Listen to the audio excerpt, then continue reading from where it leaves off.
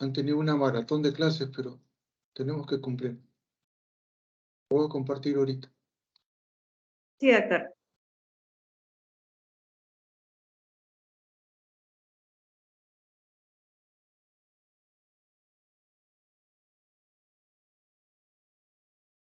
¿Se aprecian las láminas?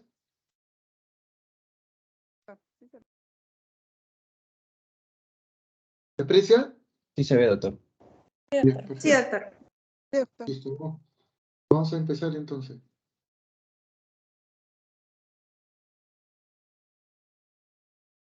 Bien, continuando, o sea, con las clases de distosia, podemos concluir que la distosia es una alteración o una anomalía que se presenta en algunos de los factores del parto.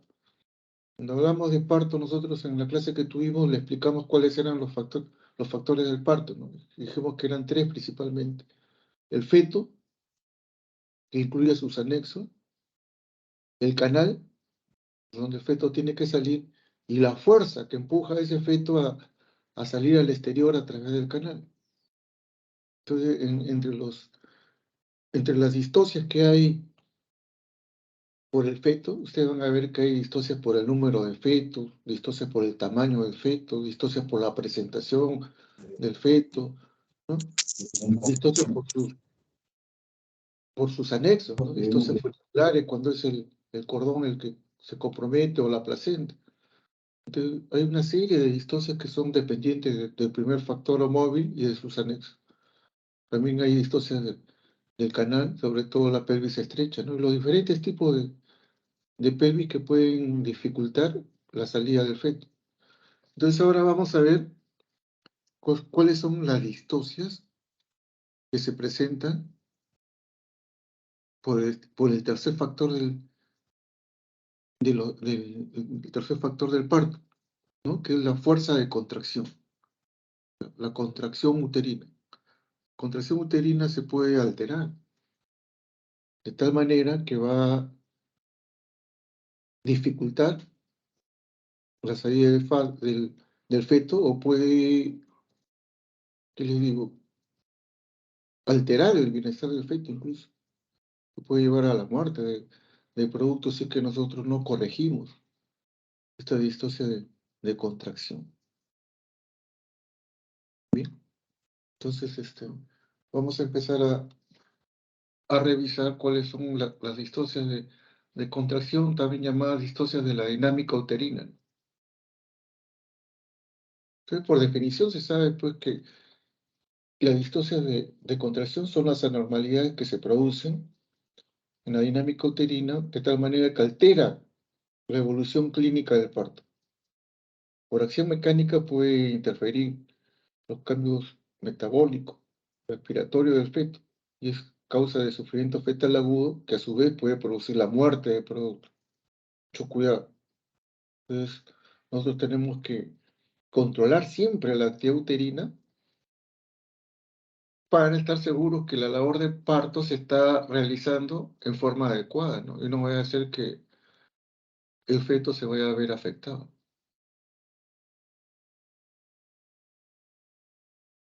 Entonces acá vemos cuáles son las características, ¿no? Las características de la contracción uterina fundamentalmente son tres, ¿no? En realidad son cinco, pero las tres principales, ¿cuáles son? La intensidad. La intensidad, como ustedes pueden ver en la gráfica de ahí, de abajo, está entre 10 a 50 milímetros de mercurio. Se mide con milímetros de mercurio, ¿no? Se establece por la presión amniótica. Esa es la intensidad de la contracción. En segundo lugar está la duración. Una contracción va a durar, normalmente dura entre 30 a 50 milímetros. Perdón, a 50 segundos. Y en tercer lugar está la frecuencia. Normalmente la frecuencia se mide en 10 minutos. En 10 minutos, ¿cuántas contracciones hay? De 2 a 3 contracciones. Eso es lo común, o sea, ¿no? Recordar que además de la intensidad, duración y frecuencia, el útero no se relaja totalmente. Siempre está ligeramente contraído. Esa contracción ligera que tiene el útero permanente, eso se llama tono. que está entre 8 a 12 milímetros de mercurio, ¿no? Por menos unos 10 milímetros. Siempre el útero está contraído permanentemente. No se afloja totalmente, pues si no comenzaría a sangrar. Y ese es el tono, ¿no? Y hay una quinta característica, que es la triple gradiente descendente, ¿no? Que nos dice que las contracciones se inician en los marcapasos, que están a nivel de los cuernos del útero. Ahí se inician, ahí duran más y son más intensos. Entonces, estas contracciones y características pueden alterarse. Cuando la intensidad es menos de 30 milímetros de mercurio, se denomina hiposistolia. Cuando es mayor de 50, es hipersistolia. La duración también se puede alterar. Cuando dura menos de 20 segundos, es hipocronía. Hipocronía, algunos autores dicen hipocronasia, es lo mismo, por si acaso, hipocronía o hipocronasia. Menor de 20 segundos. Y si dura mucho, más de 60 segundos, estamos hablando de una hipercronía o hipercronasia. La frecuencia también se altera. Si hay menos de 2 contracciones en 10 minutos, estamos hablando de una bradisistolia. Si son más de 5 contracciones en 10 minutos, es una taquisistolia. Contracciones muy seguidas. El tono también se puede alterar, menos de 8 milímetros, hipotonía. Normalmente la hipotonía se presenta después del parto, pero durante el parto sí puede haber una hipertonía. Mayor de 12 milímetros. El útero está contracturado ahí, muy intenso. Puede variar, ¿no? Pero es más de 12.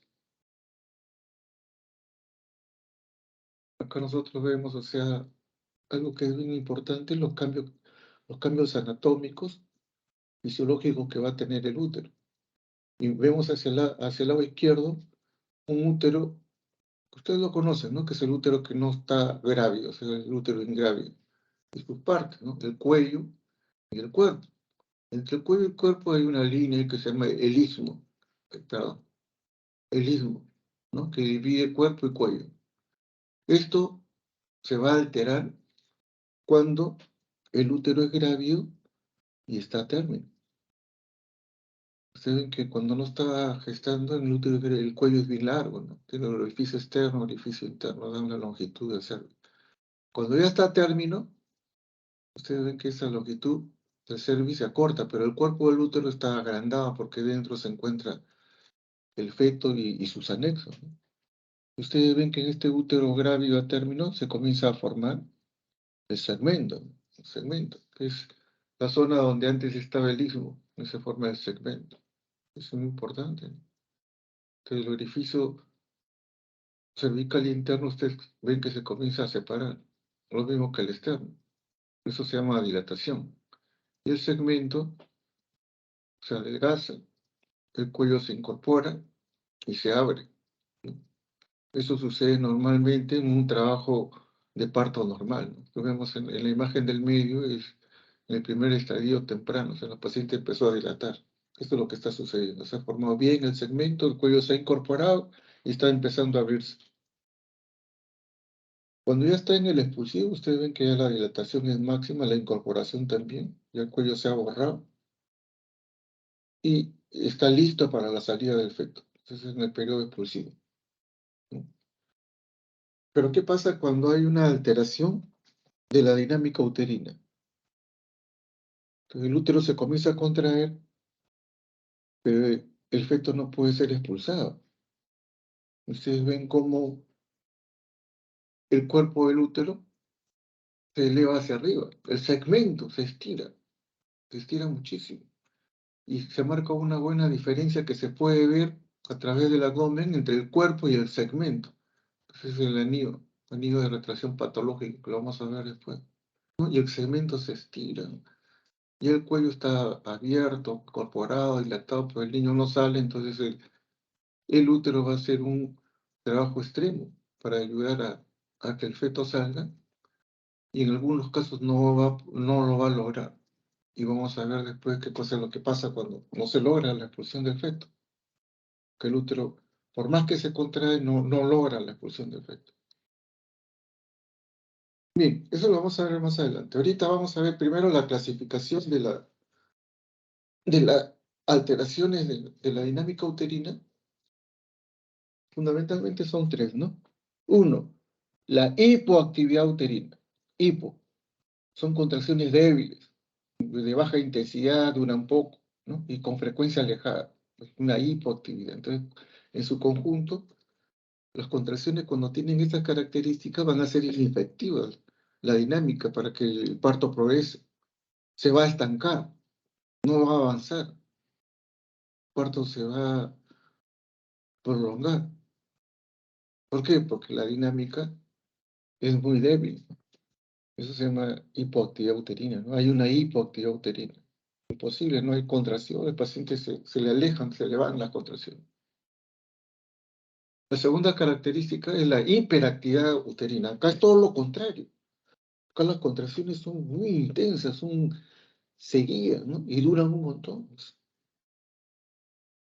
Entonces acá hay una hiperactividad uterina, que es otra situación que se puede presentar como alteración de la dinámica uterina. Y la tercera alteración de la dinámica es la inversión de la triple gradiente descendente. Le dije que las contracciones se inician en los marcapasos, que están a nivel de los cuernos. O sea, son dos marcapasos. Ahí, en los marcapasos, ahí empieza la contracción. Ahí es más intensa. Ahí dura más, ¿no? Y ahí se va propagando hacia abajo. Eso va a permitir de que el cuello se dilate. Es la triple gradiente descendente. Pero, en algunos casos, esos marcapasos no funcionan bien.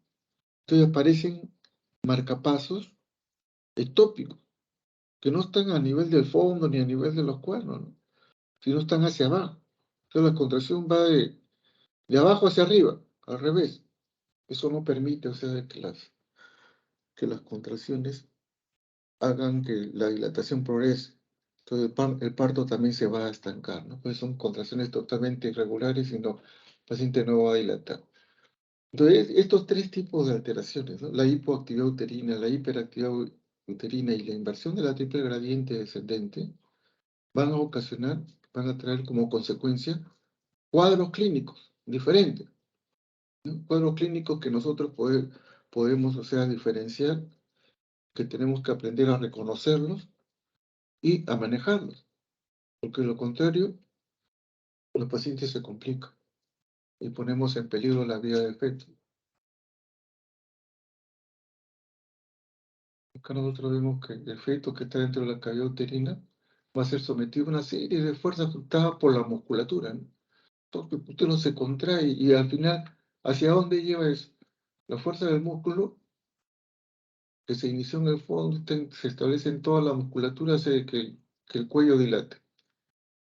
Y esa contracción a su vez va a ayudar a que el feto descienda, encaje y sea expulsado, ¿no? Esa es la actividad, o sea, es la acción, digamos, de la actividad uterina. La contracción uterina es esto lo que va a originar, ¿no? Que el cuello dilate y que el feto sea expulsado hacia el exterior. Bien, decía yo de que estas alteraciones de la dinámica uterina pueden ocasionar tres tipos de entidades, tres tipos de cuadros clínicos diferentes. El primero es el parto prolongado, también conocido como inercia uterina o también como parto disfuncional. El segundo que vamos a ver es el parto precipitado. Y el tercero, el parto obstruido. O sea, hay tres cuadros clínicos que se van a originar como consecuencia de la alteración de la dinámica uterina. Acá vemos nosotros primero el parto prolongado. El parto prolongado se produce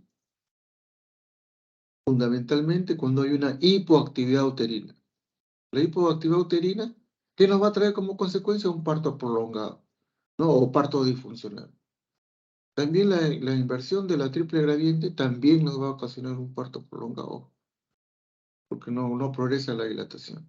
Esas dos entidades. Entonces, el parto prolongado o parto disfuncional es un parto que se presenta más o menos frecuentemente, ¿no? Más o menos en el 10% de los partos que a usted le toquen ver o atender, van a ver que el parto se hace disfuncional. Fundamentalmente corresponde a la hipoactividad uterina, o sea, contracciones de baja intensidad, contracciones débiles, que duran poco y que están alejadas, ¿no? Cuando esa actividad uterina es así, durante el trabajo de parto, no avanza, no, la dilatación se queda estacionada. ¿Cuáles son las causas? ¿Por qué puede pasar eso de que una paciente que de repente llegó bien con contracciones o tenía contracciones buenas al inicio, luego las contracciones se le alejan, se altera el curso del parto? Entonces hay varias causas, ¿no? Primero, las más frecuentes, las causas funcionales. Tenemos la inhibición psicógena, ¿no? ¿Cómo afecta el temor, la angustia, la depresión, el miedo? Entonces, es tanto el temor o el miedo que a la mujer se le van las contracciones. Imagínense, va a un hospital donde no conoce a nadie, encima la tratan mal, encima se vienen los practicantes, la paciente entra en pánico, ya no quiere, ya no quiere dar a luz, se le van las contracciones, ¿no? Entonces, la inhibición psicógena es frecuente en las mujeres que, que vienen a dar a luz, sobre todo por primera vez, cuando el temor es muy alto. Se ve frecuentemente en pacientes que son proclives también a deprimirse, o pacientes que son muy ansiosas, ¿no? Se, se pueden ver afectadas en su trabajo de parto porque las contracciones se les van o disminuyen notablemente. Eso no va a permitir que el parto avance. Entonces hay que tratar de relajarla, no darle confianza sobre todo. Otra causa funcional es la inhibición refleja. Se dice, ¿no?, que cuando la vejiga y el recto están muy llenos, entonces inhiben las contracciones. Pero siempre ustedes deben ver que la vejiga esté vacua. Deben ponerle su sonda Nelaton para evacuar la vejiga si es que la paciente no puede orinar, ¿no? Algunas sí pueden orinar, simplemente les hacen que orinen sentada y listo. Pues si no pueden, hay que ponerle su sonda. Igual, ya le dije en la clase de parto sobre cómo es el manejo de la evacuación del recto, ¿no? Que contamina el campo operatorio cuando uno atiende a una paciente con el recto lleno, pero también puede ocasionar inhibición refleja. Entonces, lo mejor es que la paciente de forma espontánea evacúe, si no, ya saben que siempre tienen a la mano usar su evacuador.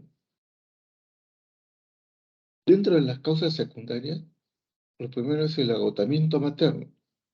La señora estuvo con contracciones, más de 20 horas con contracciones, está en periodo latente. Se está caminando de aquí para allá, no comido, no duerme. Entonces llega ya las contracciones y se agotó la señora. Se quedó dormida. Ya no da más. Entonces las contracciones se le alejan. Es como consecuencia de un agotamiento materno que hay que tener presente, ¿no? Y necesita algo de glucosa.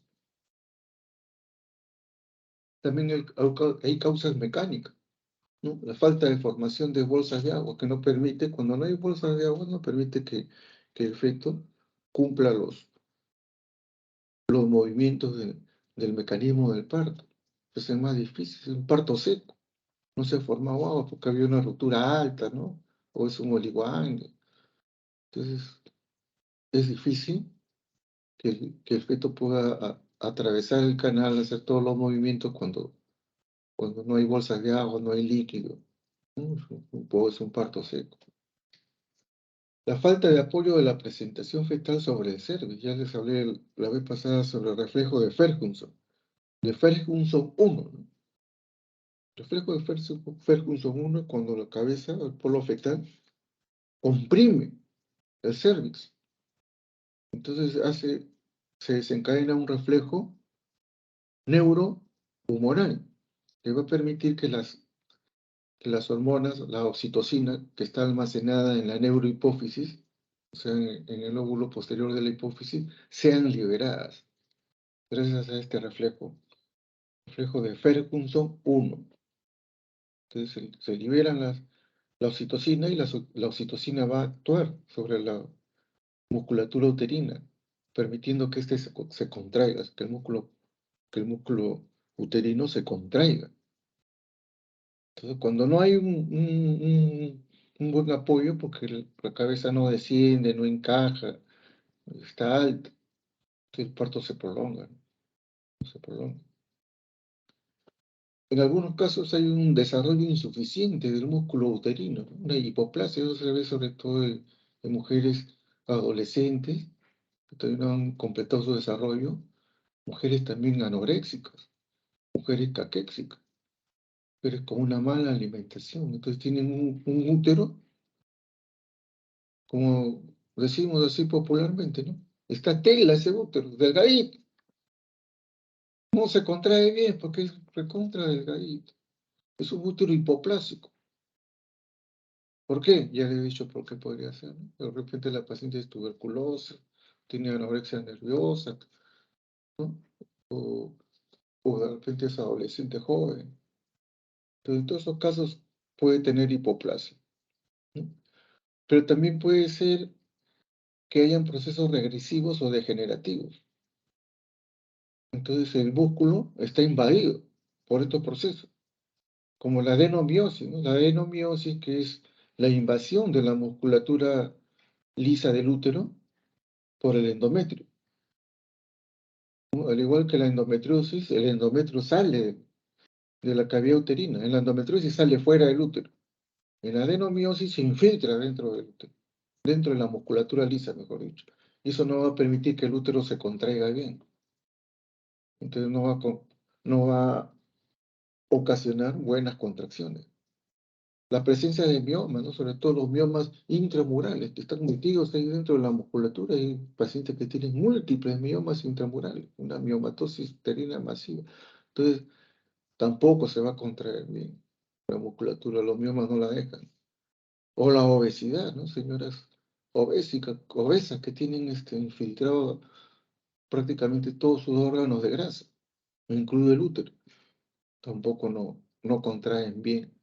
Hay que tener presente eso, que en este tipo de pacientes la dinámica no va a ser buena. Pues muchos de estas terminan siendo cesáreas, ¿no? También la sobredistensión uterina. O sea, el útero está demasiado distendido, ¿no? ¿Cuánto tiene de altura uterina? 45. Eso se ve en el embarazo múltiple, en el polidramo, en la macrosomía fetal. Normalmente estas pacientes terminan pues en cesárea, ¿no?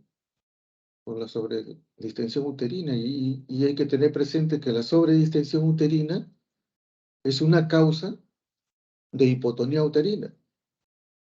O sea, mientras más se estire el útero, más difícil de contraerse va a ser. Y si lo hicieron cesárea, bueno, ya salió el contenido, pero ahora para que el útero se contraiga y no sangre, va a ser bien difícil. Vamos a tener que manejar, dar carbetocina, dar oxitóxicos para que ese útero se pueda contraer. Pues siempre hay riesgo de que haya una hemorragia postparto cuando hay una sobredistensión, ¿no? Para tener presente. ¿Cuál es la clínica? ¿Cuáles son los síntomas? ¿Cómo nos damos cuenta que una paciente está o tiene un parto disfuncional? Como les decía, se presenta en casi el 10% de todos los partos. ¿Y cómo se caracteriza? Por hiposistolia, o sea, contracciones alejadas. Hipocronía, dura un poco.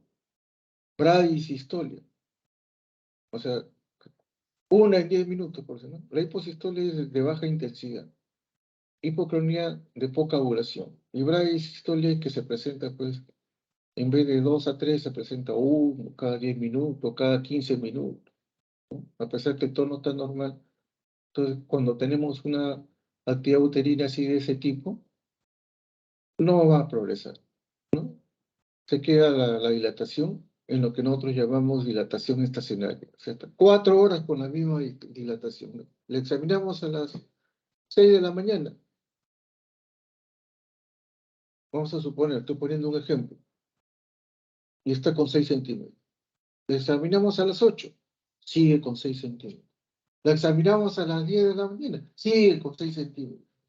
4 horas con 6 centímetros, no avanza, ya eso está haciendo un parto disfuncional, ¿no? Siempre y cuando pues se acompañe de hiposistolia, hipocronía, bradisistolia. El diagnóstico está hecho. ¿Cómo debemos manejar nosotros una paciente con parto disfuncional? Una paciente que tiene sus contracciones muy débiles, ¿no? Que está haciendo una hipoactividad uterina. Siempre el tratamiento debe ir dirigido a la causa que lo origina, que muchas veces depende de otros factores del parto o complicaciones obstétricas o enfermedades intercurrentes presentes y que deben ser corregidas, ¿no? Siempre tratar, como les digo, buscar la causa para tratar de corregir. En todas las causas que hemos mencionado, buscar alguna. A ver, no siempre se encuentran, pero igual vamos a tener que manejar nosotros al parto disfuncional. Entonces, ¿qué hacemos? Hay que hidratar a la paciente. Eso es fundamental. En segundo lugar, hay que hacer amniotomía o amniorexia, que no es lo mismo. La amniotomía es cortar la membrana. O sea, rompe la membrana, es una ruptura artificial de membranas. Eso se llama amniotomía y se hace con un amnioto. O pueden hacer ustedes amniorexia. ¿Qué cosa es amniorexia? Ustedes meten su dedo entre el cuello y las membranas y despegan todas las membranas que están pegadas ahí al cuello, las despegan. Eso se llama amniorexia. ¿Para qué hacen eso? Para que se liberen prostaglandinas. Y las prostaglandinas van a ayudar a la contracción, ¿no? Que pueden hacer cualquiera de los dos.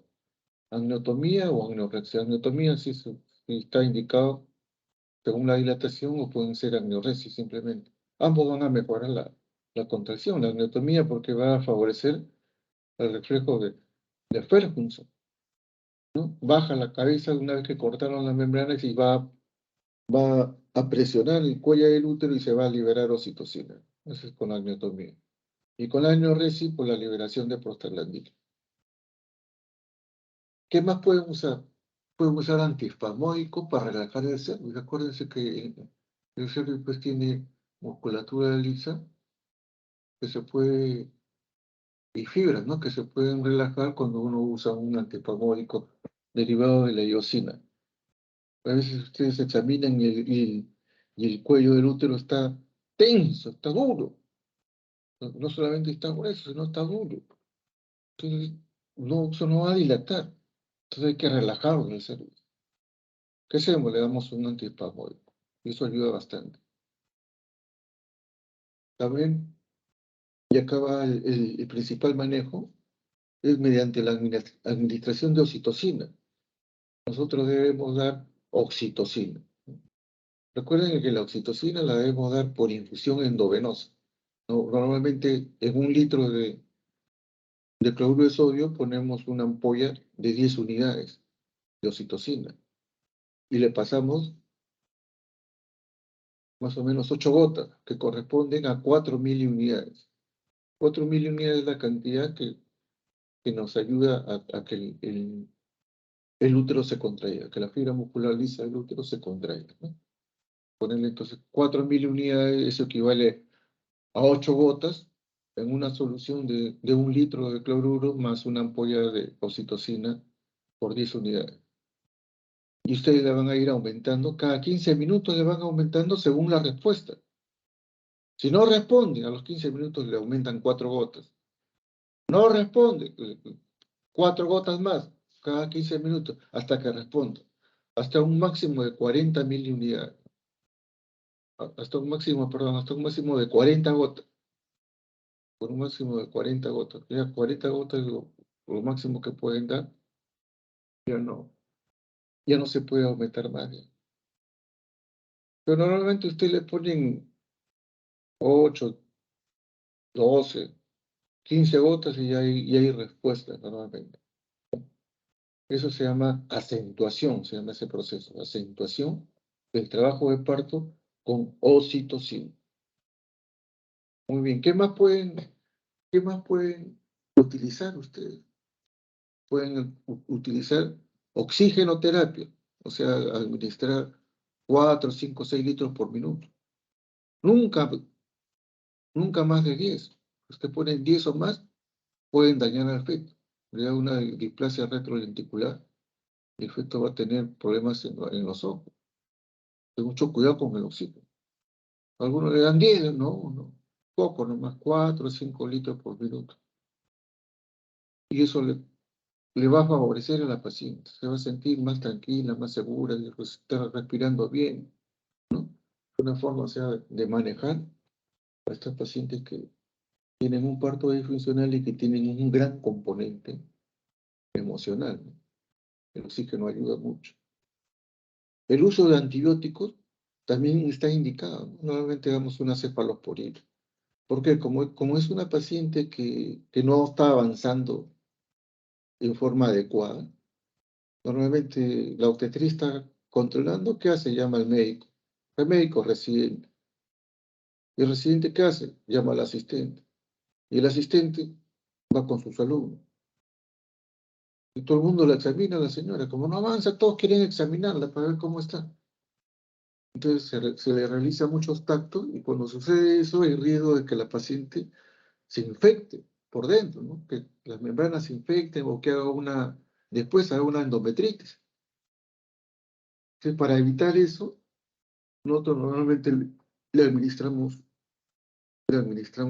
una cefalosporina, antibióticos, una ceftriaxona, póngale 2 gramos endovenoso y listo. Ya no necesita más. Con eso está cubierto, ya no se va a infectar. Pero hay que tener cuidado siempre de no realizar tactos vaginales excesivos. Normalmente en un parto no debe haber más de 6 tactos. Punto. Cuando están haciendo 6 tactos cada hora, cada 2 horas. No hay problema. Muy bien. Me olvidaba de decir, o sea, si es que acá no hubiera respuesta, o la respuesta no fuera adecuada y ustedes ya cumplieron todo eso, entonces ver la posibilidad de terminar por vía alta, de hacer una cesárea. Solamente en los casos que no haya respuesta. En la mayoría de los casos, con lo que está indicado acá, la paciente responde y el parto se produce por vía vaginal, ¿no? Recuerden, cuando las contracciones son más intensas, la paciente siente dolor, ustedes tienen la alternativa de usar la analgesia del parto, que la paciente no, digamos, no le duela tanto, ¿no? También el parto con acompañante ayuda mucho, que la paciente va a estar con su pareja y se va a sentir acompañada, ¿no? Se va a sentir protegida, eso le va a dar más seguridad y las contracciones pueden volver. Entonces, todos esos detalles son muy importantes a la hora que manejamos no solamente el parto normal, sino en este caso el parto disfuncional. Si no responde a todo eso, cesárea, no queda otra. Ya no pierdan más tiempo. Hicieron todo eso, pasaron 4 horas y sigue con 6 centímetros, por ejemplo. No, cesárea. La segunda entidad nosológica que se presenta como consecuencia de una alteración de la dinámica uterina es el parto precipitado. El parto precipitado. Entonces, el parto precipitado es consecuencia de la hiperactividad uterina, mientras que el parto prolongado, parto disfuncional era consecuencia de la hipoactividad uterina, el parto precipitado es consecuencia de la hiperactividad. Acá es todo lo contrario. Acá el parto va a durar menos de 1 hora en una multípara y menos de 2 horas en una primípara. Y muchas veces va a terminar en forma tumultuosa, porque las contracciones, todo se hace demasiado rápido. No da tiempo para nada. O ponen 2 horas en una primípara, 1 hora. He visto salir partos precipitados en menos de media hora, que llegaron con 2 centímetros y a la media hora estaban dando luz. Un parto precipitado. Vamos a ver acá. Son pacientes que muchas veces no llegan al hospital. Comenzaron sus contracciones, tomaron un taxi y salió en el camino. Salió en el taxi, nació en la puerta del hospital o a veces nació en su casa, ¿no? Cuando tenía todo listo, digamos, para dar a luz en el hospital, no llegaron. ¿Por qué? Porque tuvieron un parto precipitado. ¿Y a qué se debe? Se debe fundamentalmente a que hay una mayor excitabilidad de los centros nerviosos del útero. Hay aumentos de las neurosecreciones, aumento de oxitocina. Mucho aumento de oxitocina. Ojo, que también puede ser iatrogénico. Cuando nosotros estamos induciendo un parto, nos sobrepasamos de la dosis de oxitocina y las contracciones comienzan en forma seguida, masiva, y el parto sale volando, que se corre el riesgo pues, de que se rompa el útero, que el feto nazca con algún tipo de daño. Esto no es lo ideal. Dice el doctor, pero dura rápido, en 1 hora, 2 horas ya terminó. No, pero hay que ver cómo sale el niño, o cómo queda la mamá. También las pacientes que tienen una contextura vigorosa de la musculatura uterina, ¿no? Hay señoras que tienen un útero suculento, un útero muy carnoso, muy grueso, cada contracción, Dios mío, que tiene una fuerza tremenda la contracción del útero. Esas pacientes, sobre todo que son atléticas, ¿no? Deportistas, que tienen un músculo muy vigoroso, muchas veces hacen partos de poca duración, ¿no? Han tenido parto precipitado. Y que no les extraña que también, ¿no? Que también haya un componente psicológico, emocional, ¿no? El paciente hacen un parto precipitado porque psicológicamente se han identificado con ello, que todo termina rápido, ¿no? Como anécdota yo les cuento, o sea, que cuando yo era R3, llegó una paciente que yo había estado controlando, pero yo me iba, ya era la 1 de la tarde, yo me iba a mi clase de administración en el Hospital del Niño, que está cerca del Hospital Militar. Entonces yo me iba ya a mi clase. Me estoy yendo y me encuentro con la señora, que me conocía, ¿no? Me dice, doctor Gamboa, qué gusto. Por favor, usted me tiene que atender mi parto. Digo, señora, no puedo, yo me estoy yendo ahorita a mi clase. No, doctor, me dijo, yo no me voy a dejar que nadie me examine ni me toque. Usted me tiene que... Bueno, como la señora era amable, buena gente conmigo, era esposa de un capitán, ¿no? Que está en Arequipa. Digo, ya, yo le voy a examinar, señora, todavía tenía unos minutos, hacerle su nota de ingreso, pues yo conocí el caso, la había estado controlando, una señora alta, no sé, 1,72 m, 73, ¿no? Y era así atlética. Entonces, la examino y le digo, señora, usted está con 2 cm, pues, sí, está dando a luz en la noche. Era su primer bebé. Estará dando a luz en la noche. No, doctor, usted me tiene que atender. Señora, yo no puedo, yo tengo examen, tengo que irme al hospital del niño. Le digo, no, no, doctor, usted me atiende. Señora, mire, ya le voy a hacer la historia. Ya me puse a hacerle la nota de ingreso, la historia. Me habría demorado unos 15 minutos haciendo la nota de ingreso, la historia, el examen, todo eso. Y en eso la paciente me dice, doctor, quiero pujar. No, yo le dije, señora, ya me voy porque ya terminé la historia. Entonces me dice, no, doctor, no se vaya, quiero pujar. Señora, ¿cómo va? Sí, doctor, quiero pujar. Yo le veo y está con contracciones, pues. Yo le hago un tacto y allí en el hospital militar tienen la sala de dilatación y tienen la sala de expulsivo. La sala de expulsivo es como una sala de operaciones, no es como en la maternidad, ¿no? Que es una sola sala y ahí te sirve de dilatación, de expulsivo, de puerperio, de todo, no. Ahí son salas diferentes. Sala de dilatación, sala de expulsivo y sala de puerperio. Pasa por diferentes salas. Y la sala de expulsivo es como sala de operaciones, incluyendo igualito que entrar a la sala, con gorro, máscara, con botas, te tienes que lavar como en sala, te pones tu mandilón y todo, como en sala de operación. Entonces la examino y estaba la obstetricia ahí, ¿no? ¿Con cuánto, doctor? Está. Oye, le digo, ya está con 6. Le habían pasado 15 minutos. Y la señora seguía pujando. Le digo, señora, ya está con 8. No, está con 9. Le digo, señora, pásela. Oye, le hemos pasado corriendo a la sala de parto. Ni siquiera me ha dado tiempo de nada. Yo estaba con mi pantalón y mi chaqueta de calle que me iba a ir al hospital del niño. No me había puesto escarafe, nada.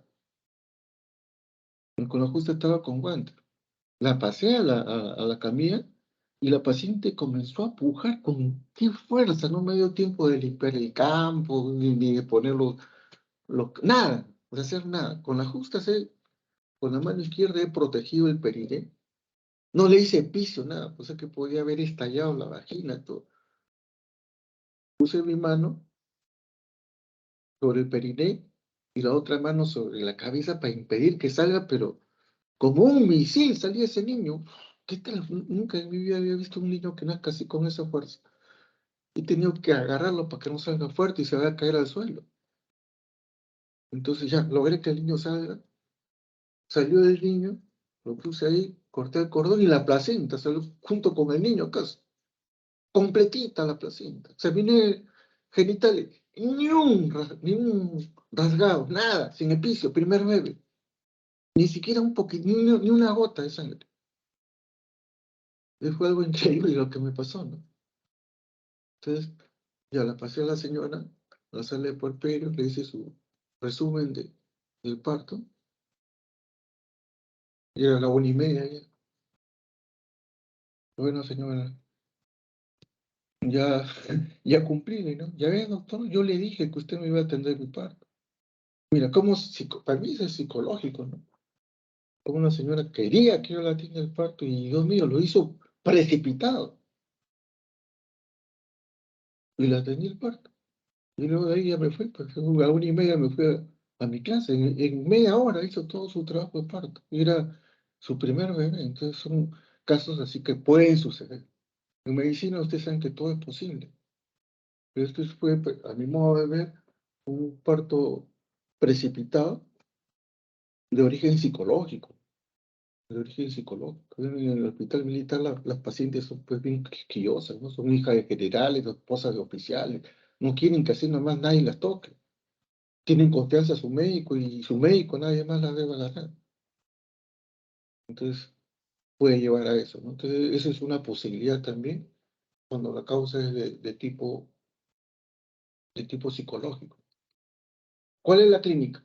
La clínica se caracteriza porque aparece desde el inicio del trabajo del parto y comienza la hiperactividad. Hay taquisistolia, hipersistolia, hipercronía, todo lo que hemos dicho. Se conserva la triple gradiente y lleva una dilatación, incorporación rápida, violenta. Hay que agarrar para que el niño no se caiga. La paciente se halla muy agitada y se queja de dolores continuos. A la palpación se aprecia la dureza exagerada del útero, un útero caldeñoso, fuerza contrae y se relaja, se relaja, se contrae. Eso se llama contracciones subnitrantes, ¿no? Pero el útero todavía se está relajando en forma parcial. Ustedes ven ahí cómo vienen las contracciones, ¿no? Cada vez se va a hacer más intensa y casi ya sin descanso. Ya no hay descanso, ya no se relaja, pura contracción. Esa es una hiperdinamia. Pero esto que parecería ser hermoso porque termina rápido, no siempre es así tan hermoso, ¿no? No es como el caso que yo le he contado, que salió el niño, salió detrás de la placenta, no se desgarró, y no sangró, no hizo hipotonía, no hizo nada, feliz de la vida. No siempre es así. En la mayoría de los casos va a ser perjudicial. ¿Por qué? Porque puede producir DPP. En el caso que le conté, salió el niño y después la placenta. En otros casos, Esto es lo que encontré en la web. la placenta se desprende antes de que salga el niño. Entonces, eso es un DPP. También pueden producirse traumatismos y desgarros del canal del parto. Se desgarra el cuello, se desgarra la vagina, se desgarra el esfínter externo, se puede desgarrar hasta el ano. Sale con tal fuerza el niño que sale desgarrando todo. Ahora, tener presente que una evacuación muy rápida del abdomen, eso predispone al shock. O sea, no solamente el útero, el abdomen, cuando hay un contenido, o sea, abdominal, en este caso el útero, y sale demasiado violento, eso predispone al shock, es un shock neurogénico. Ahora, cuando se presenta esta expulsión tan rápida, el útero ya no se va a retraer bien, no se contrae, y eso va a favorecer a que haga atonía uterina. Entonces, muchos pacientes con parto precipitado después hacen hemorragia postparto, el útero ya no contrae. Se contrajo un montón en el expulsivo, después ya no contrae, y no hay forma de hacerlo contraer. Muchas veces termina hasta en histerectomía. Y recuerden pues que un parto tan rápido va a exponer al feto al traumatismo y a la hipoxia. He visto eso, ¿no? Una vez una residente ahí atendiendo, con qué paciencia, era un parto precipitado, se salía y ella recién haciendo su campo, arreglando su mes. Uy, cuando eso se acerca ya para atender el parto, y ya no había niño. Oye, el niño, ni cuenta se había dado, el niño estaba en el suelo. Lo había expulsado ya la señora. Gracias a Dios que el niño no se fracturó ni nada, porque es un piso bien blando. Pero eso es terrible, pues, ¿cómo se le va a caer el niño, pues, en un parto precipitado? Entonces ustedes no se pueden descuidar, tienen que estar ahí. Ya, olvídense del campo, olvídense de los campos, del instrumental, olvídense de eso. Ahí lo que tienen que hacer es que el niño no se lesione.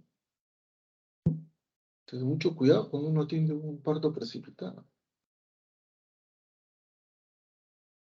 ¿Cuál es el manejo? Hay que intentar identificar la causa que provoca el trastorno. Se le cambia a la paciente de posición siempre de cúbito lateral izquierdo. El uso de útero inhibidores, bueno, yo en la experiencia que tengo, que tengo pacientes así que comienzan a tener una hiperactividad uterina, les he administrado petidina. Los pacientes que están demasiado inquietas, angustiadas, se levantan así, no saben qué hacer. Le ponen petidina y la paciente se relaja y las contracciones se adecuan, se arreglan las contracciones. Yo, por lo menos en lo personal, tengo experiencia con buen uso de petidina, ¿no? Antes se daban anestésicos, ¿no? Como el cloroformo, el éter, el cloroetileno. Eso ya no se usan porque eran muy buenos, ¿no? Relajando. ¿Pero por qué no se usan? Porque producen depresión respiratoria en el feto. Mucho cuidado, el niño tiene que salir respirando bien con buen aire, pues si no hay que intubarlo, tiene que pasar de repente a una máquina respiratoria, un ventilador mecánico, ¿no? Está en uso y eso es un costo tremendo. Entonces no vale la pena. Entonces hay que tener mucho cuidado. Estos felizmente ya no se usan estos anestésicos. Todos los anestésicos van a producir relajación del útero. Pueden administrar sedantes del útero, ¿no? Como los beta-adrenérgicos, que son más que nada, son tocolíticos, ¿no? El isosuprina, la ritodrina, que es el mejor efecto, la elección, el ifedipino. En dosis establecidas pueden relajar, pero la verdad es que yo, por ejemplo, yo nunca he utilizado eso porque no te da tiempo, no te da tiempo. Y si el niño de repente instala un sufrimiento fetal agudo, tienes que terminar por la vía más rápida. Y la vía más rápida en un precipitado siempre es la vía vaginal. Pues bien, se subir a sala, ustedes ven que está, inmediatamente, está haciendo 80 latidos y las contracciones están selladas, atienden, complétalo y atienden. Pues sube esa sala, te va a demorar 40 minutos mientras pides sala, haces los papeleos, la suben a la paciente, le ponen anestesia. Uy, se salió en el camino el feto. No llegó ni al ascensor. Entonces hay que tener mucho cuidado cuando uno maneja este tipo de pacientes porque el gran problema es que se salga en el camino, que el bebé se caiga al suelo, se lesione, o que la madre se desgarre, ¿no? Todo lo que les he mencionado que puede pasar. Cualquier posibilidad de que el feto salga dañado tiene que descartarse, ¿no? La obstetricia moderna es una obstetricia preventiva. Todo lo que yo hago es para prevenir algún daño, tanto en la madre como en el feto. Entonces siempre buscar la vía más rápida. Casi siempre es la vía vaginal.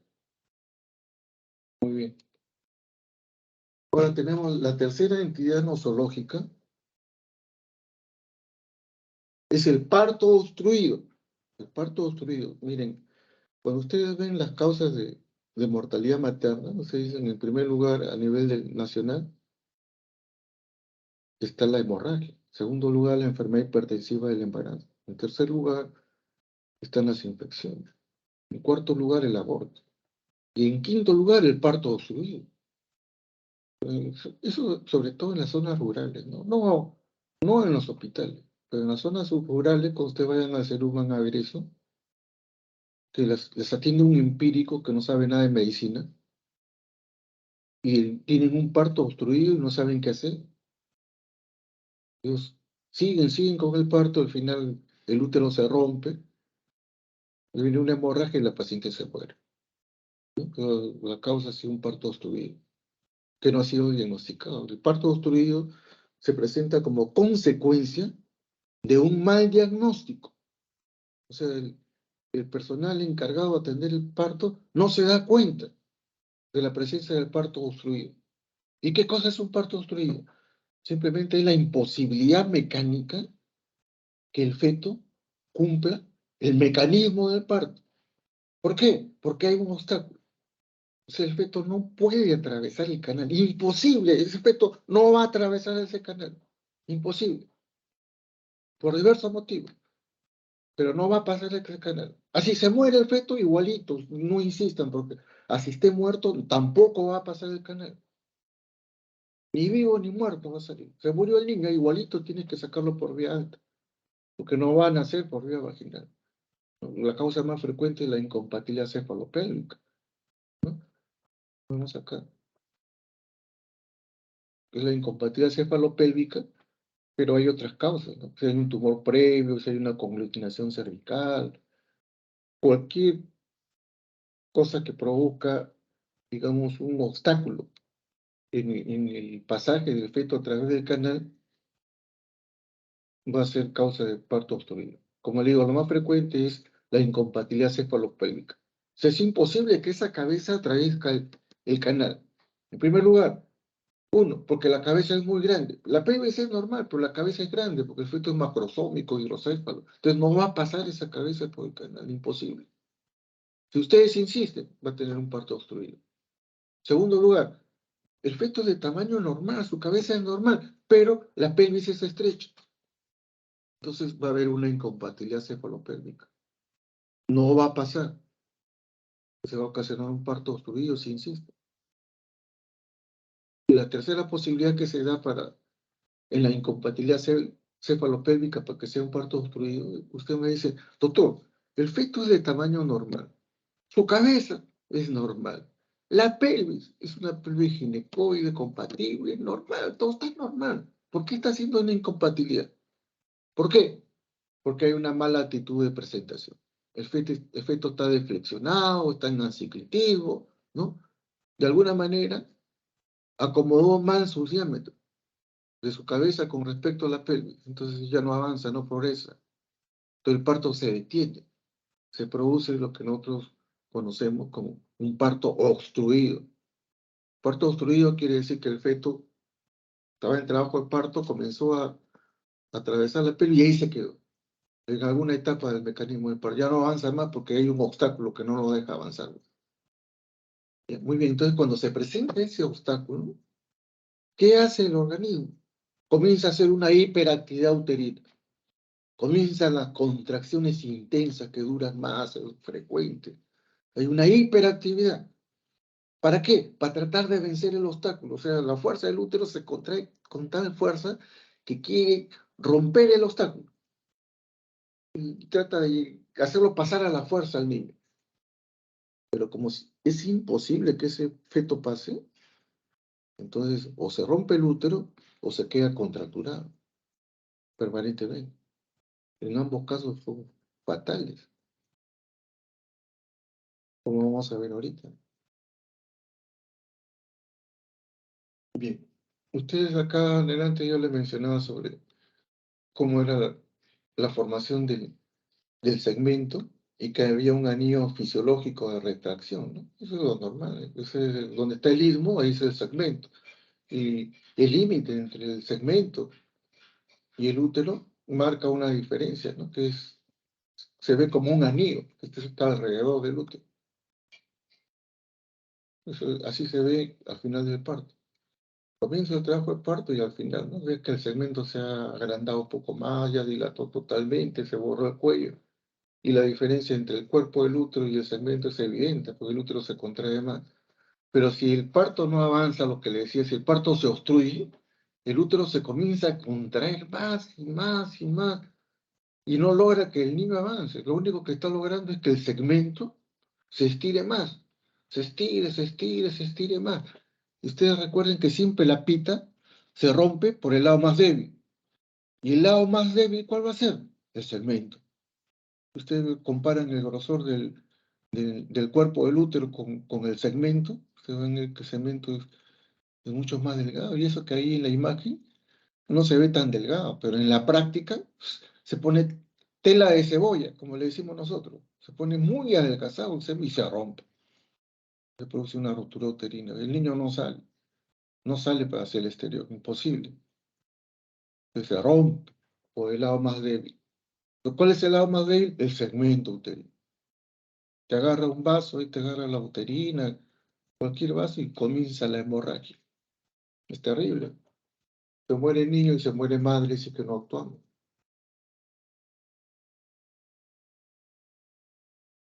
¿Cuáles son las causas? Ya les mencioné, ya. Ya les mencioné que la incompatibilidad cefalopélvica, ¿no? Es causa más frecuente, porque la cabeza no corresponde pues, con los diámetros de la pelvis, o porque es muy grande, o la pelvis es muy chica, o si los son normales, pero está con una mala actitud de presentación, ¿no? La situación transversa, imagínense una paciente que viene con su bebé atravesado, situación transversa. ¿Y qué hacen? La someten a trabajo de parto y quieren que el niño nazca así, como se dice, ¿no? Con cuadriplicato corpóreo. Eso se produce el cuadriplicato corpóreo, el niño sale en transversa, pero son niños chiquitos, de menos de 20 semanas, y el niño sale recontradoblado, pues eso se llama con cuadriplicato corpóreo. Eso ya casos que ya no se ven, eso era antes, cuando no había la cirugía, no existía las cesáreas, eso, ¿no? Sería con duplicato corpóreo, eso sería doblado en dos, atravesado pero doblado en dos. Cuadriplicato corpóreo, el niño se hacía prácticamente una ola, pero era un feto muerto y retenido ahí pues cuánto tiempo. Eso ahora ya no se ve ya. Pero en un embarazo póngase a término, ¿no? Que el feto está vivo. Señora de 40 semanas y tiene el feto atravesado, está en transversa. ¿Cómo la van a someter a trabajo de parto? Bueno, eso se ve en las zonas rurales.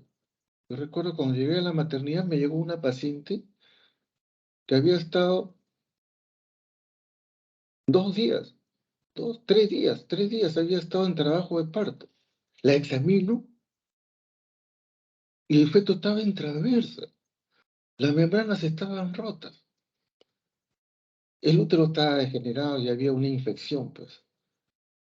Una corioneuritis tremenda y los cambios cadavéricos del feto, como están las membranas rotas, los gérmenes, estaba putrefacto. Entonces, ¿qué hice? Abrí y le hice histerectomía de frente. No saqué el feto, nada, con el feto dentro, ahí nomás lo saqué. Sacamos el útero, sacamos el útero. Le dejamos, lavamos toda la cavidad uterina, dejamos drenes, antibióticos, todos los antibióticos que había en ese momento, grandes cantidades.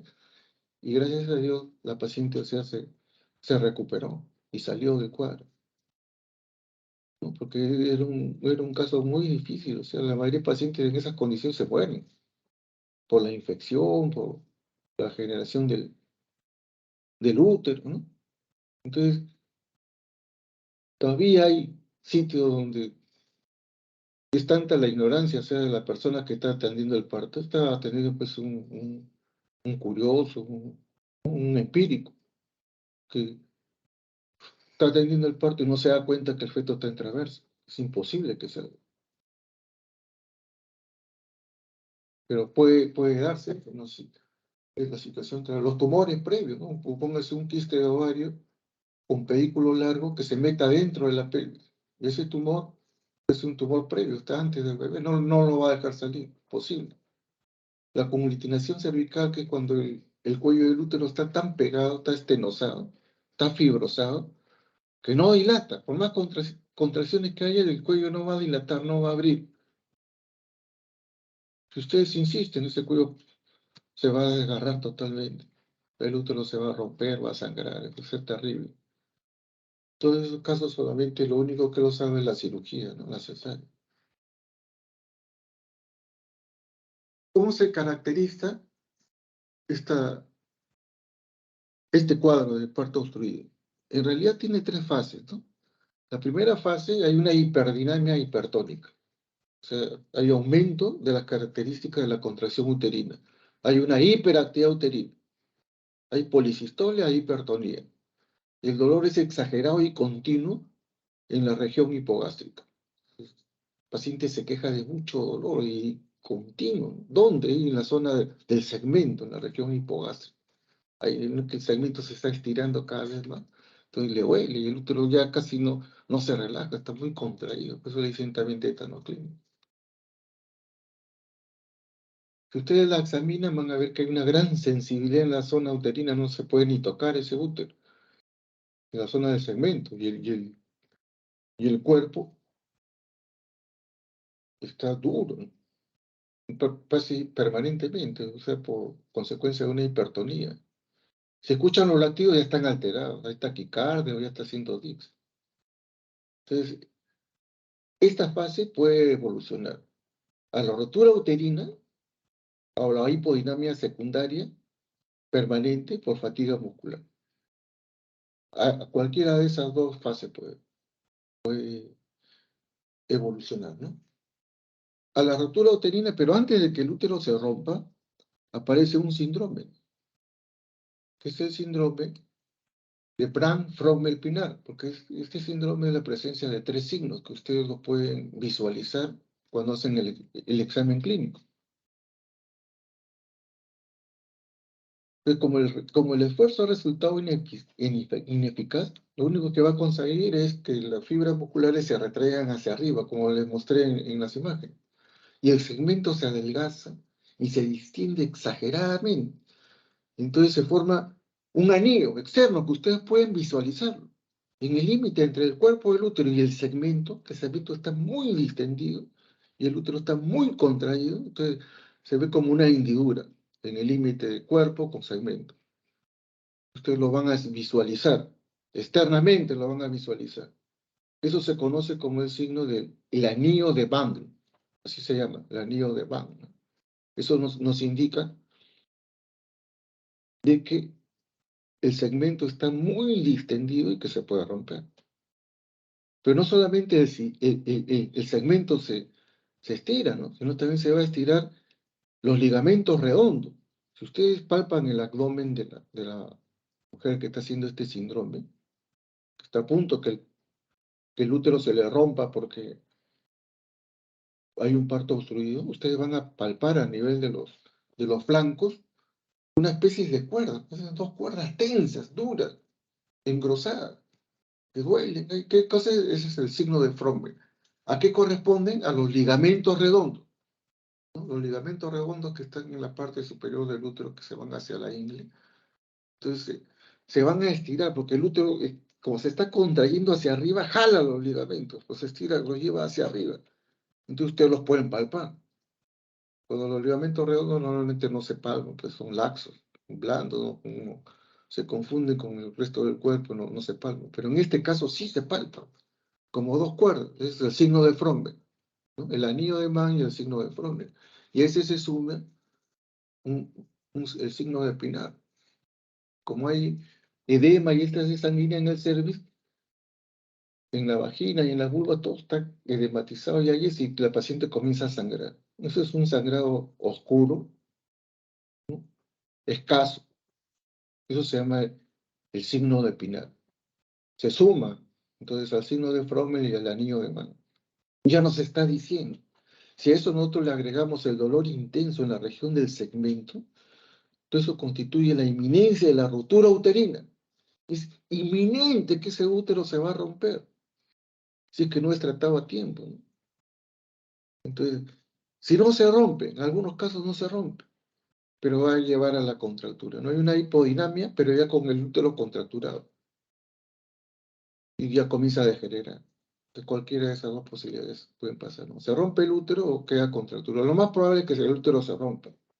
Y si no sucediera eso, y no hacemos nada, la dejamos ahí, que siga su trabajo de parto fluido, entonces eso va a ser peor. Que el útero se queda contracturado y el niño se muere. Miren ustedes en el cuerpo, este es un esquema nada más, como que el segmento se distiende y el límite entre el cuerpo y el segmento que está muy distendido es como una hendidura, ¿no? Eso se llama el anillo de Van. Todo, todo el útero está retraído hacia arriba y el segmento está muy estirado. Y esta zona puede llevar a que se rompa el segmento. Acá nosotros vemos, miren, una paciente cesárea anterior que la han sometido a trabajo de parto. Ustedes ven el cuerpo del útero acá arriba, el ombligo, y debajo del ombligo ven una especie de hendidura. Ese es el anillo de Van. Debajo de esa hendidura, miren el tamaño del segmento. que va a ir desde el pubis a la altura donde está la cicatriz uterina y el segmento que está sobre distendido. El segmento, si no actúan, se va a romper. El cuerpo está acá arriba. Acá el médico nos está haciendo ver el fondo del útero por un lado y miren la diferencia entre cuerpo y segmento. Cuerpo y segmento. Está señalando ahí el límite. El segmento está tan distendido que prácticamente iguala al cuerpo. Ese segmento en cualquier momento se rompe. Acá hay otra imagen donde ustedes pueden ver también el anillo de Van, ¿no? Si ustedes palpan, seguramente van a tocar los, los ligamentos redondos. Pero a simple vista, ¿no? Pues, tranquilamente ustedes ven ahí hacia abajo el segmento y hacia arriba el cuerpo del útero. Entre ambos una hendidura. Esa hendidura, ¿cómo se llama? Anillo de Van. Muy bien, y si ustedes no actúan ahí, se rompe el útero. Y si no se rompió, entonces pasa a la tercera fase, que es la contractura, ¿no? Entonces esta ya es la etapa final de la lucha de la contracción contra el obstáculo. Y acá ya el útero ya se da por vencido. Se contrajo tanto que al final ya no puede vencer el obstáculo. Entonces, ¿qué hace? Se resigna, se rinde. Entonces, como hay hipertonía, se queda contracturado. Y desaparecen ya las contracciones, ¿no? Eso ya es la parte final, como le digo, de la lucha contra el obstáculo. Y como consecuencia del prolongado y excesivo trabajo que han realizado las fibras musculares, van a empezar a sufrir procesos degenerativos que van a ser irreversibles. O sea, va a perder de todas maneras ese útero la paciente. Pasan los minutos, pues ya no hay dolor. Ya la paciente ya no le duele, ya no hay contracción, relaja, ya no hay, el útero está contracturado simplemente, ya no hay dolor ni espontáneo ni provocado. Si ustedes palpan el útero, está totalmente duro y leñoso, parece leña. El anillo de Van está alto y pronunciado. Ya ustedes no pueden diferenciar las contracciones. Los latidos fetales ya no hay latidos fetales, ya el feto ya se murió en esta etapa. Queda contracturado, ya la sangre no pasa. Y la evolución del parto se detiene por falta de dinamismo. Es un parto obstruido, ya se detuvo, ya no da más el útero, se agotó. Miren este anillo de Van muy pronunciado. Nosotros no debemos llegar nunca a que llegue a este extremo. Si ustedes insisten, o sea, en querer que este niño nazca por vía vaginal, van a romper el útero. El anillo de Van se ve bien marcado y la sobredistensión uterina es algo espantoso, ¿no? Esto de repente ha llegado así al hospital, pero si no ha llegado así, la han estado atendiendo ahí en el hospital y han llegado a este punto, ya pues, puede haber habido un mal manejo. ¿Cómo van a llegar a que llegue tanto? Eso es un parto obstruido. Probablemente hay una desproporción cefalopélvica que no se han dado cuenta, no ha sido diagnosticada y han estado insistiendo en el parto. Inaceptable eso en esta época. Miren, para terminar, yo les voy a comentar simplemente un caso que sucedió ahí en la maternidad de Lima, ¿no? Un cuadro, siempre lo comento porque es algo espantoso lo que pasó. Así, le voy a hacer el resumen del parto. Simplemente era una paciente primigesta, su primer bebé, 19 años de edad, gestante de 39 semanas. Es una adolescente tardía, ¿no? Su primer bebé. Tenía una altura uterina de 39 y tenía buena dinámica cuando llega a sala de partos, más o menos a las 2:30 de la mañana. Llega de madrugada a sala de partos. Ella estaba en servicio y la pasaron a sala de parto. Era un feto grande, 39, probablemente era más de 4 kilos. Y primer bebé y adolescente. Y tenía buena dinámica. Entonces la pasaron y le hicieron un monitoreo. Se le hace siempre un trazado para ver las contracciones, la intensidad, frecuencia, ¿no? Y los latidos están bien. Entonces los latidos están en el límite superior normal y la dinámica era buena. Tenía 3 contracciones, tenía buena dinámica, buena intensidad, duración, todo. Entonces la siguiente que la ve 2:30 de la mañana, dice, ya, bueno, mira, está con 6 centímetros, hay que darle chance vaginal. Le hace un tacto primero. Y la altura de presentación estaba en -3. Mira, primigesta, primero en -3. Con ese efecto de ese tamaño, yo digo, Dios mío, hay que evaluar bien. La pelvis es buena, dice. Bueno, pero ya se está empezando a formar capo, con altura alta, -3. Pero se le insiste con el chance vaginal. A las 5:30 la reevalúan. ¿Y qué hacen? El feto está haciendo ya taquicardia. Las contracciones, hay una hiperdinamia, hay 5 contracciones en 10 minutos, cada una dura 60 segundos, como si estuviese en un expulsivo. ¿Con cuánto está? Con 6 centímetros. ¿Qué se debe hacer en ese momento? Cesárea. Está haciendo un parto obstruido. La cabeza sigue en -3, pero ya se formó capo. Hay capo, ¿no? Cabeza alta, cabalgamiento de suturas. Entonces está en una incompatibilidad cefalopélvica. Y está haciendo ya taquicardia fetal, o sea, está haciendo un sufrimiento fetal inicial, ese feto ya está en hipoxia. ¿El manejo cuál es? Cesárea. ¿Qué decide el residente? Mira, la barbaridad. Dice, chance vaginal. ¿Qué le indica? Oxitocina le indica. La oxitocina se indica cuando hay una hipodinamia, cuando hay contracciones débiles, pobres. En este caso había una hiperdinamia. Sin embargo, ¿qué hace el doctor? Le indica oxitocina. Le pone en suero, le pone en infusión la oxitocina, la sigue monitoreando y la completa. A las 6:30 de la mañana ya la paciente está completa según el examen que traes en la historia, pero ya está con taquicardia y ya empezaba a hacer DICS, o sea, desaceleraciones. Entonces, ¿qué hace el residente? En vez de avisar al asistente, en vez de subir a sala, insiste en el parto vaginal y la pasa expulsivo. O sea, le rompe membrana, la completa, le aumenta la oxitocina y la pasa expulsivo para atender. El niño no sale. ¿Qué hace? Se sube ahí arriba del abdomen para hacerle Chris Heller.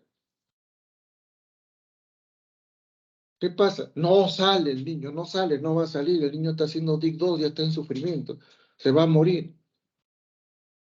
¿Qué más? Comienza a sangrar la señora.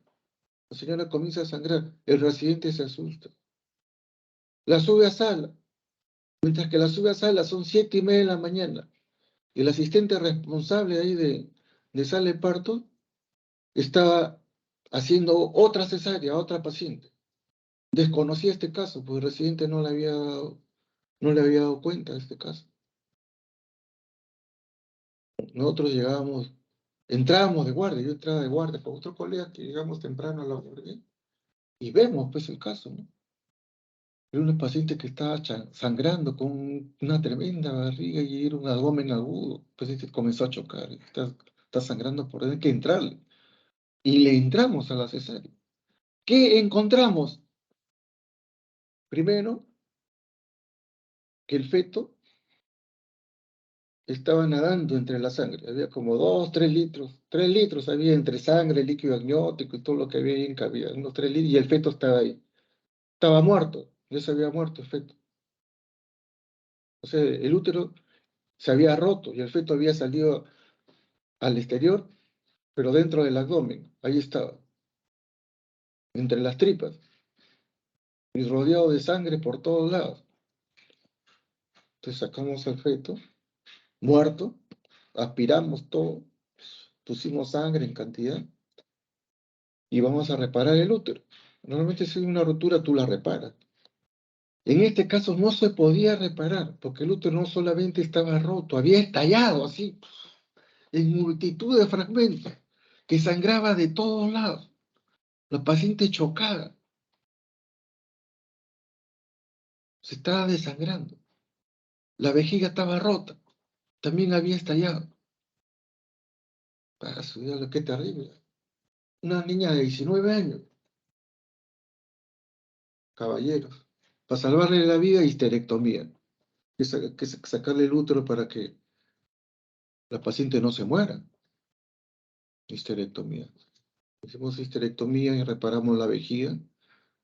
Felizmente la paciente se recuperó, ¿no? De todo eso, pero el daño fue irreversible, porque esa chica ya sin útero, con su feto muerto primero, y sin útero, ya no iba a poder tener nunca más en su vida bebés. O sea, en resumen, un crimen, un crimen. Entonces, esto le sirve a ustedes como corolario, ¿no? Como conclusión, de que, en primer lugar, el diagnóstico de parto obstruido es un diagnóstico clínico, o sea, que ustedes tienen que examinar a su paciente y llegar a esa conclusión. En segundo lugar, cuando ustedes tienen un parto obstruido, que ven que está con hiperdinamia y a pesar de la hiperdinamia no dilata, es un parto obstruido, el único tratamiento es quirúrgico, es la cesárea. No hay otro tratamiento, no hay que ponerle oxitocina, no hay que completarla, que hacerle Crisel, que ponerle Force, imposible. Ahí el único tratamiento es cesárea, punto. Si se hubiera actuado así haciendo cesárea desde el comienzo, entonces ese niño se hubiera salvado y la señora no se hubiera complicado, ¿no? El niño nació pesando 4 kilos 300, 4 kilos 300, 4 kilos 350, algo así. O sea, era un macrosómico en una paciente adolescente, con cabeza alta, porque estaba en -3, y cuando dijeron al final que tenía cero, no era cero, era el CAU que tenía en la cabeza el bebé, el chocado, todo se dematiza, no avanza era un macrosómico. La pelvis era buena, pero el niño era muy grande, no iba a atravesar nunca, imposible, no iba a atravesar ese canal. Y lo forzaron. A pesar de la buena dinámica, le pusieron más oxitocina. Encima que no salía, la completaron y le comenzaron a empujar la barriga hasta que le rompieron el útero. Y no lo rompieron, no rompió el segmento, no puede ser producto de un traumatismo. Como se subió encima y comenzó a golpear, hizo estallar el útero. Lo estalló. Toda la cara anterior, el segmento sangraba de todos sitios. De milagro, la paciente no se murió. Entonces, eso que le quede a ustedes de enseñanza, el parto obstruido es una realidad que está ahí latente y que depende más que nada del diagnóstico clínico que nosotros hagamos. Si hacemos un buen diagnóstico, entonces vamos a solucionar el problema haciendo una simple cesárea. Si no hacemos un buen diagnóstico, va a pasar lo que ha pasado. La paciente se va a complicar, el niño se va a morir y la mamá también puede morirse. Y eso es lo que tenemos que evitar, ¿no? Siempre tratar de no hacer daño y en lo posible, ¿no?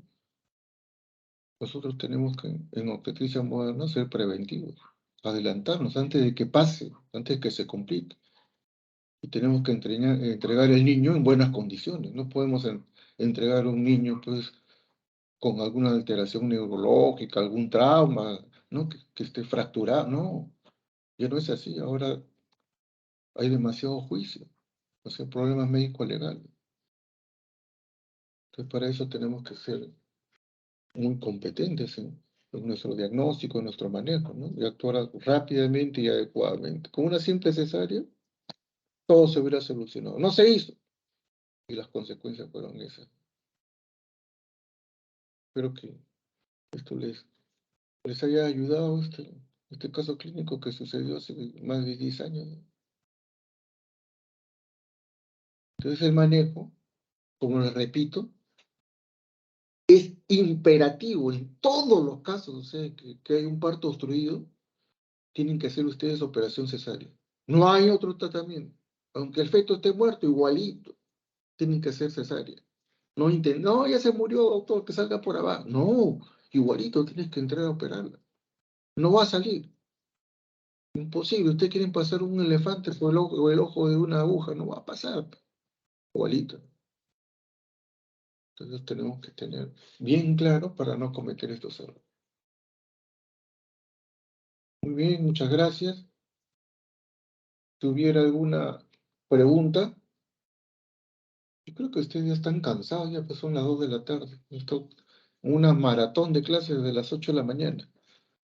Más bien ya en la parte práctica tenemos una práctica sobre deflexiones, ¿no? Sobre incompatibilidad cefalopélvica, ahí podemos nosotros conversar de todos estos detalles. Voy a pasar la asistencia, por favor, no se vayan todavía. Ya descargué. Solamente hay 24 alumnos de 30. Se han faltado 6. Doctor, disculpe, 2 alumnos están en Santa Rosa de práctica. Igual no están presentes. Hay que los felicite. Muy bien, los felicito, pero igual tiene 0 acá en asistencia. Muy bien, No, muchas doctor. gracias. Muchas gracias a todos. Muchas gracias por su paciencia, por la maratón que han tenido. A mí, lamentablemente, me tocó al último, siempre al último. Ya ustedes están con hambre, están sin almuerzo, son 2 de la tarde. Muchas gracias por su comprensión, por su paciencia y por su presencia, sobre todo en la clase. Muy amables a todos, que tengan un buen día. Ya nos estamos viendo otro día. Gracias. Muchas gracias, doctor. Buenas tardes. Gracias, doctor. Gracias, doctor. Gracias, doctor.